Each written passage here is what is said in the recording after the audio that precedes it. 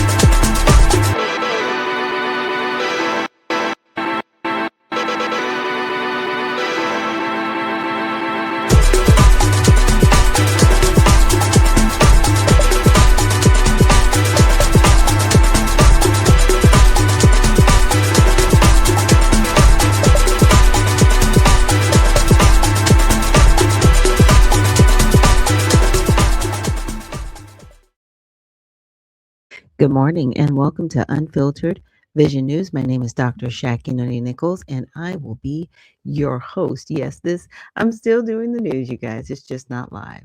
So let's get into our Monday recap. I'm going to start with a video with Shirley. Now, it's very interesting. California has decided to actually have a bill called the Shirley bill.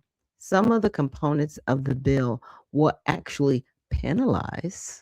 Yes, I did say that. It will penalize those doing journalism. And it's very interesting because, we did adopt the Bill of Rights to the Constitution. And one of the things it talks about is freedom of the press. Freedom of the press is in any type of press. You do not have to be a part of the network media, which, ABC, NBC, CBS, in order to be press. I'm press, right? No one gives me permission to be press. I just choose to participate, right? And that's what Shirley is doing. So it's really going to be a situation where we may see something go to the Supreme Court to really find out if a state can actually infringe upon the rights of somebody acting in the realm of free press. And they're doing it because he's exposing fraud. Very interesting. The bill, how are you guys doing? We just want to ask you about the bill and why you guys would pass this bill that really is an attack on free speech. I am not even sure what you're talking about. Really? You said an author. I don't think. Yes. Did you sign to pass this bill? The AB 26? No, I don't 24? know what you're talking about. Do you know what I'm talking about? No. You do not. No, are you guys serious? Are just talking about something. We're talking about something random. Okay. Speaker 𝗵𝗧, how are you doing? What do you think about the Stop Shirley Act, AB 2624? I don't know anything about it. And do you think there's any conflict of interest there with 𝗵𝗬𝗦𝗀 and her husband being the AG? That just shows you everything you need to know. People won't even answer the questions. You're a co-author of the Stop Shirley Act. Oh, you know who I am. My name's Shirley, ma'am. You signed off on the AB 2624 Act. Can you tell us about what you did on that? I don't even know who you are. Well, my name's Shirley. But could you please just answer any question about the AB 2624 bill? A lot of people are worried about that it's going to stop fraud investigations. But you're the one who signed off and you're a co-author of it. These people are crazy. They can't even answer questions about the bills that they're co-authoring. Oh, is this Scott Wiener right here? Yep, yes he is. Yes. Scott Wiener, how are you doing? I'm good. How are you? Doing great. Can you give us your opinion? Capitol. Thank you very much. Can you give us your opinion really quick on AB 2624 I think you're a psycho scam artist. So You think I am? Please disclose how you think that. Look how they just run away. These guys are fools. It would suck to have last name Wiener anyways. Yeah. No one acknowledged him. His name is on. They know exactly who this young man is. And it's going to be very interesting, like I said, to see a bill possibly get passed. Now, it would actually have to get to Gavin Newsom's desk, right? The gentleman that wants to run for president of the United States. It's going to be interesting to see how all of this falls out. So that infringes upon the freedom of speech for journalists in the state of California that expose fraud in your state. Again, it's going to be interesting. Now, another highlighted article that I want to get to, and it's something I'm bringing up. It's on, let me see what I'm going to get to next, because I've got a few, look, I've got a few things, but I wanted to touch upon, it's the tariff refund system. I don't know if a lot of people have heard about it. There's like tariff refunds, like what is really going on? So remember the tariffs that were put in place, and then the Supreme Court said you can't do it. And Donald Trump was like, okay, I can't do it that way, but I can do it a different way. So he took a different path, but the initial path he took has actually turned into something where he has to give a refund back. So there is a portal. It is a tariff revenue stimulus, and we'll check out the portal here in a minute, but let's check out the news article on it first. Today, courtesy of the federal government, a new refund system could be returning billions of dollars to U.S. importers. This all comes after the Supreme Court struck down President Trump's emergency tariffs back in February. News Nation's Alicia Nieves is here to break it all down. Alicia, good morning. I remember you and I were covering this the day it broke, the day the Supreme Court made the decision, and we were all asking you, because Alicia is our finance person, what does this mean for all the money the government has already collected? How much can importers expect to receive? Do we have a better answer now a few weeks later? It's billions of dollars, and to the tune of more than $100 billion. And on that day, we were very skeptical that this day would come, but sure enough, it's here. You know, we're talking about a new customs refund system designed to return money to importers after the Supreme Court did in fact struck down that IEEPA tariffs in February. That's the bulk of the president's tariff agenda. The program is called CAPE, in short for Consolidated Administration and Processing of Entries. Customs says it's going to begin phase 1 on Monday, April 20th, and the number here is huge. Customs says it's $166 billion could ultimately be refunded, but as of April 9th, just over 56,000 importers had completed the steps needed for these electronic refunds, covering about $127 billion. So yes, a lot of money is in the pipeline, but a lot of companies are still not fully ready to receive that money. Okay. Now, I wanted to check out, this is the portal. So it is a tariff revenue stimulus. Let me make it a little bit bigger. There we go. Yes. So you can check eligibility. You can apply. Not sure why they have a picture of Pence and Trump here. That's weird. This is U.S. Department of Commerce.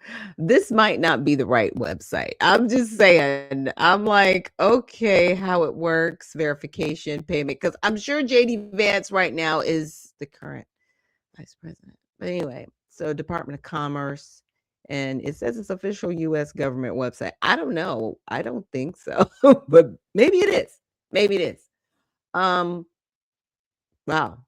I just noticed that. I was like, wait a minute. He's not the current VP. He's not. Yeah, I don't think this is the right website. I'm calling a foul. I am calling a foul on that.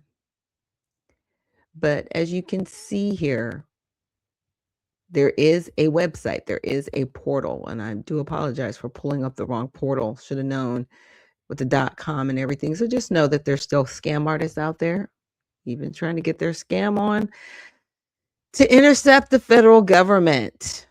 Yes, but as you heard, I'm sorry I don't have up the correct portal, but as you will eventually see, the portal more than likely is going to look something like this that they've pulled up on the NPR website. That looks a little bit more official than what I pulled. I was like, how are you gonna at least make it look good and put JD Vance in there? I mean, I'm just saying. I am just saying, if you're gonna get your scam on, scam properly. Okay? Scam properly. But look, again, here's a picture of it. And the portal apparently is real. So they can apply for a refund. What I find fascinating is, we're not going to get refunded as the American public. We spend our dollars into this too, and that should be looked at.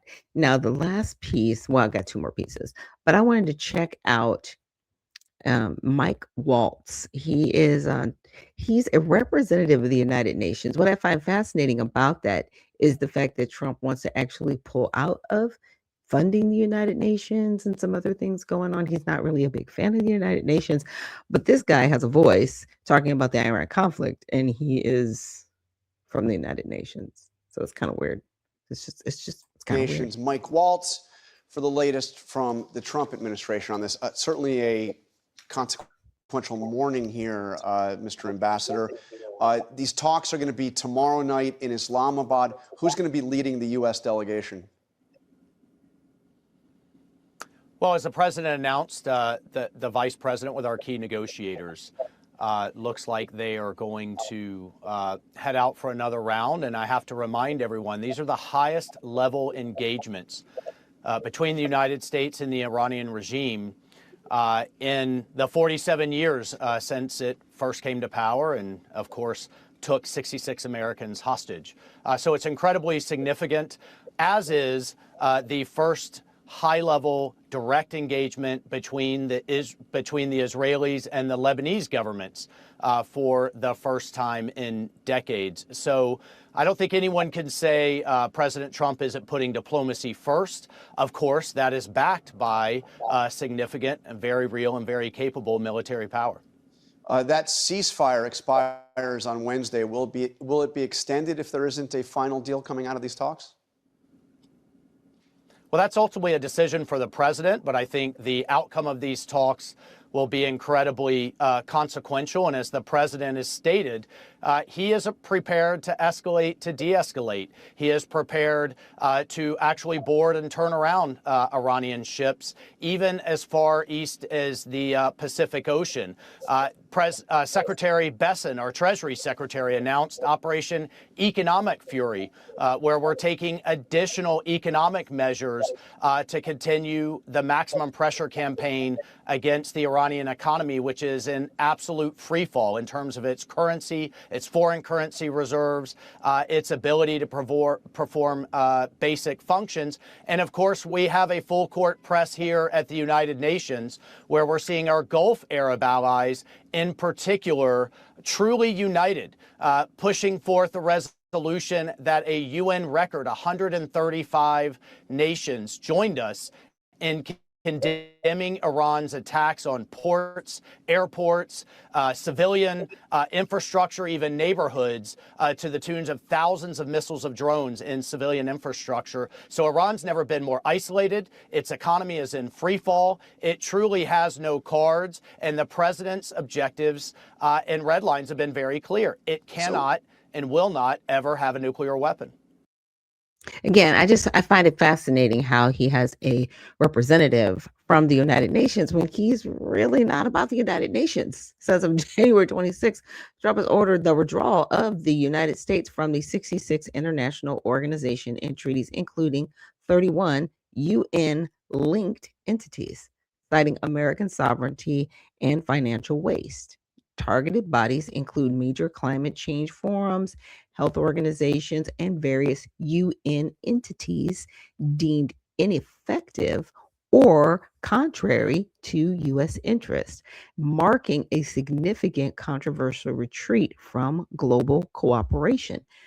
So why is this person talking about anything going on with the conflict in Iran when we're not even trying to mess with it, right? We're not trying to mess with the United Nations. So here's the mass withdrawal, right, from United Nations entities and 35 international organizations, including UN Women, UN Population Fund. See, they have their clause in our taxes, the UN, because UN is a voluntary group, right?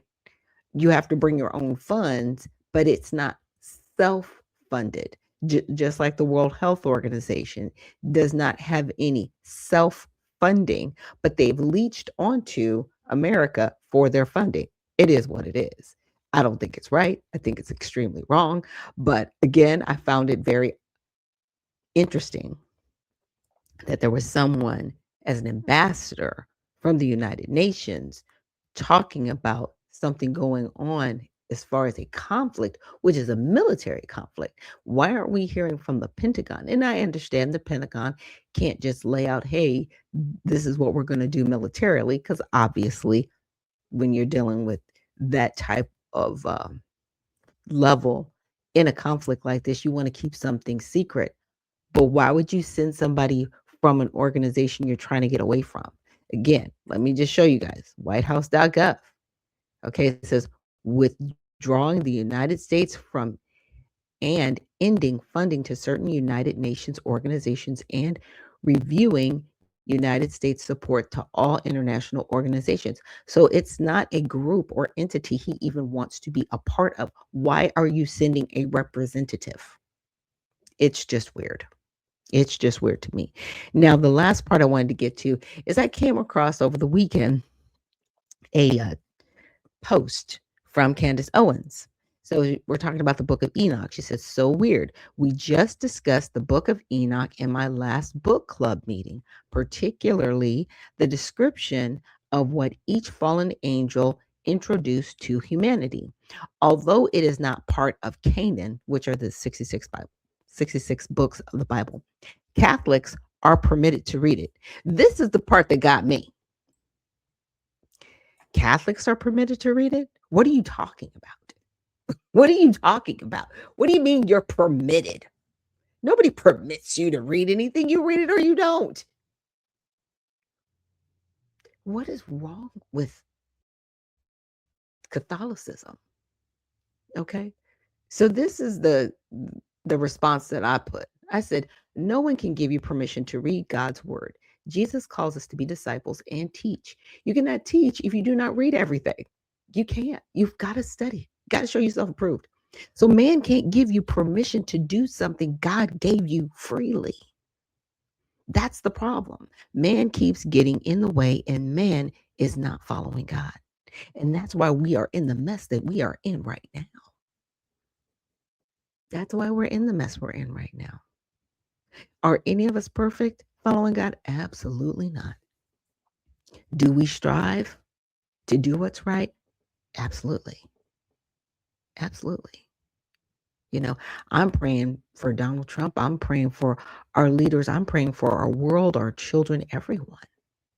We all need to stay extremely prayerful of what's going on here in the world, right? But that is your Monday recap for today. I will be back tomorrow with Tell It All Tuesday. So I appreciate you guys. Thank you so much for joining me here on Unfiltered Vision News. And remember, stay well, stay focused, and stay unfiltered. We'll see you in the next one.